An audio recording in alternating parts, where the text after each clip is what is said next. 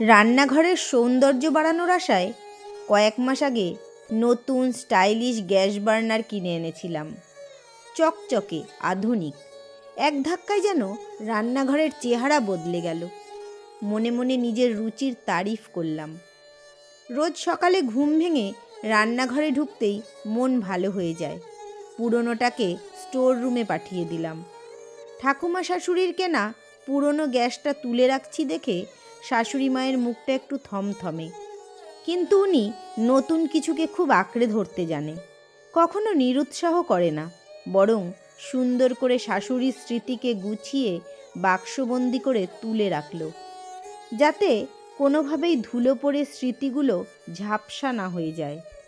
আমার শাশুড়ির ওনার শাশুড়ির প্রতি শ্রদ্ধা দেখে আমি সেদিন মুগ্ধ হয়ে গেছিলাম।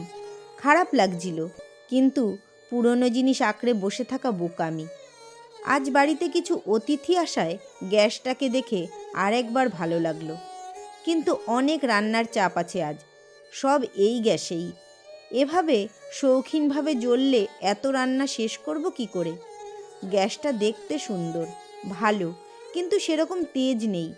সেই মুহূর্তে মনে পড়ল ঠাম্মার গ্যাসটার কথা, যেটা কোনোদিন কৃতিত্ব চায়নি, নীরবে সব সামলেছিল এতকাল। শাশুড়িকে কথাটা বলতেই জল জল করে উঠল চোখ দুটো ওনার। তাড়াতাড়ি ওটাকে টেনে নামালো স্টোর রুম থেকে, নিজের হাতে বের করে লাগাতে লাগলো। বলল, নতুন জিনিস দেখতে সুন্দর, কিন্তু ভরসা দিতে জানে না। যেখানে ধৈর্য দরকার সেখানে সে থেমে যায়। আমরা অনেক পুরনো সম্পর্ক সময় নেই আর দরকার নেই বলে একপাশে সরিয়ে রাখি। ওরা ঝলমলে নয়, কিন্তু বিপদের সময় সবচেয়ে আগে পাশে দাঁড়ায়। স্টোর রুমে রাখা ওই গ্যাসটার মতোই কিছু মানুষ, কিছু সম্পর্ক আমাদের জীবনে পড়ে থাকে অবহেলায়। নতুনের উত্তেজনায় আমরা ভুলে যাই। আজ রান্নাঘরের ধোয়ার ভেতর দাঁড়িয়ে শাশুড়ির কথাগুলো শুনে কেঁপে গেলাম যেন। সত্যি তো, পুরনো মানেই সেকেলে নয়, ওগুলোতে থাকে সময়ের পরীক্ষা দেওয়া ভরসা, নীরব ভালোবাসা আর নিঃশর্ত থাকা। নতুন আসবে আসুক, কিন্তু পুরনো সম্পর্কগুলোকে স্টোর রুমে তুলে রাখলে একদিন খুব দরকারের মুহূর্তে আমরাই খুঁজতে থাকব।